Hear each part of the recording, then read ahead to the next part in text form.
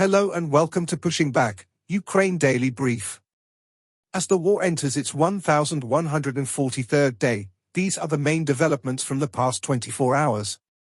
The update from the General Staff of the Armed Forces of Ukraine. Russia has lost approximately 931,450 troops in Ukraine since the beginning of the war. The number includes 1,240 casualties over the past day. According to the released Ukrainian figures, Russia lost 11 tanks, 7 armored combat vehicles, 49 artillery systems, 2 multiple launch rocket systems, 78 drones and 128 vehicles. In the last 24 hours the Russians launched 95 combat clashes and carried out 87 airstrikes, including 158 guided bombs on the territory of Ukraine. They also used 800 kamikaze drones and carried out around 5,000 attacks on the positions of Ukrainian troops and settlements using various types of weapons.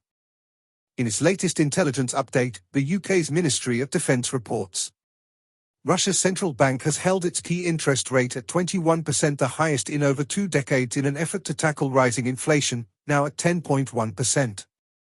Despite a recent rebound in the ruble's value, soaring prices, labor shortages, and ongoing government spending are expected to keep inflation high, putting growing pressure on Russia's economy, corporate sector, and ability to maintain elevated defense spending. In its latest intelligence update, the Institute for the Study of War. Ukraine's European partners announced new military aid during the Ukraine Defense Contact Group meeting on April 11th. U.S. Special Envoy for the Middle East Steve Witkoff met with Russian President Vladimir Putin and CEO of the Russian Direct Investment Fund Kirill Dmitriev in St. Petersburg on April 11th to discuss the war in Ukraine. Kremlin officials continue to demonstrate Russia's unwillingness to make territorial compromises in Ukraine in a future peace settlement. Russian authorities continue efforts to extract concessions from the United States as part of ongoing bilateral U.S.-Russian negotiations while delaying progress towards peace in Ukraine. Ukrainian sources continue to speculate about which directions Russian forces will prioritize in spring and summer 2024. ISW is updating the Axis sections in its Russian offensive campaign assessment to reflect shifting Russian operational efforts along the front line. Russian President Vladimir Putin continues to emphasize Russia's large-scale and long-term investments in Russia's navy and naval strategic nuclear forces.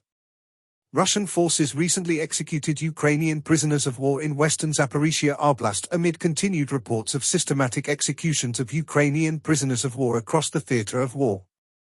Russian forces recently advanced near Kupiansk, Siversk, Novopavlivka, and Velika Novosilka. Russian opposition media provided additional details regarding Russia's efforts to recruit Chinese citizens to serve in Ukraine following Ukrainian reports about Chinese nationals fighting in Ukraine. Thanks for following today's updates. Please don't forget to like and subscribe for more content. We'll return tomorrow with the latest news on the ongoing conflict.